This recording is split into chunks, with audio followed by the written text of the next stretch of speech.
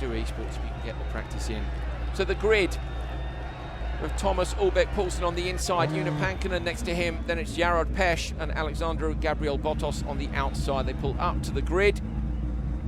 Remember, only the winner goes straight through, then it's down to fastest time, so you don't want any carnage. We're on board there with the world champion from Dirt 4, Una Pankinen. Here we go. Ready to race, lights on, left, centre of your screen. That goes out, wait for the green light. And we're away. A lot of wheel spin off the line there on board. We go up onto the roof cam with Una P, and Una P has lost ground on the run to turn 1. A couple of people going for the round the outside. It's TP No Control into the lead on the exit of turn 1, but 3 abreast on the run down the straight now. It's crucial to be on the inside. Una P's got the inside line, but drops back into 3rd place. Runs out wide now, desperately trying to hold them to at least P2. Gets a little nudge from the inside there. Katie's been pushed wide. Yeah, it's so important to stick on the line on that really thick gravel there. You've really got to stay on the racing line. That's where the traction is. No Control was the winner with a 3:30.496 in the qualifying race earlier on. There's that very important transition from right to left up towards the famous turn 1 from Kevin Eriksson, as we said, the whole round the outside move. And Una P having a look up the inside now with ERT Jarod and him super close behind. Who's got these? Jarod still held on to it at the minute, so Una P trying to find a way through.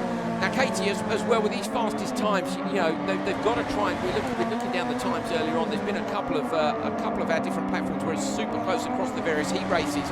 But if you don't take the win, you need to be getting a fast time, so they're going to have to look at Joker tactics. And in fact, we can see that Alexandru Botos has gone Joker early in a desperate move to try and get past these guys. Yeah, I mean, he's trying to clear his track, get that open road ahead of him. Yeah, I mean, it's difficult. I think we'll see the guys at the top maybe taking it towards the end of this race. You can see even the gravel there is starting to break up a little bit. It's very loose surface there.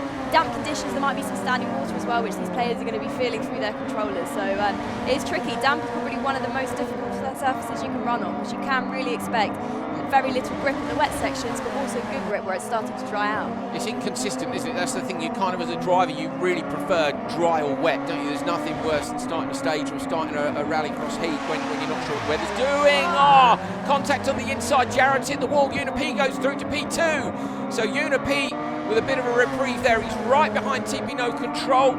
So Thomas Ulbeck-Poulsen. There's a bit of a gap now, 2 seconds between the 3rd place as well, isn't it? So yeah, just looked like Jarod got hooked up on the wall on the inside. Didn't quite see what happened there. This is Una P. Sorry, we're down at the back of the pack now. STL Alexandru Botos, who's running the same livery as Una P. You can see back in the car into the right hander. That's nice down sideways there. Yeah, and into the Joker went Alexandru Botos there. So this is again coming up towards turn 1.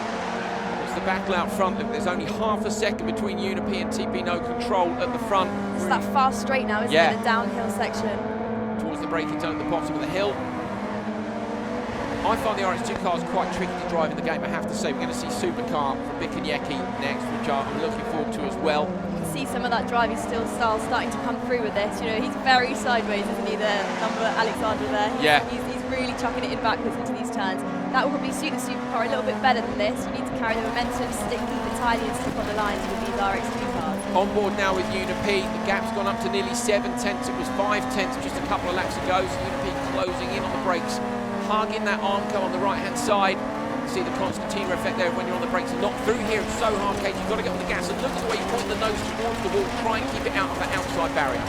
Yeah, it's where about your vision line's going. He's taking the Joker lap as well, but it's quite tight in there. They might have lost a little bit of time with that waiting around the bank, but he's done it. So it is Thomas Ulbeck-Poulsen who takes the win in this one. Una P gets P2. ERT Jarod after that mistake looked P3, so it's a 3:30.0. Might have a fast winner there though, 3:30.3 as well, not a lot in it. No, exactly, and that's quicker than Una P went, so Una P last time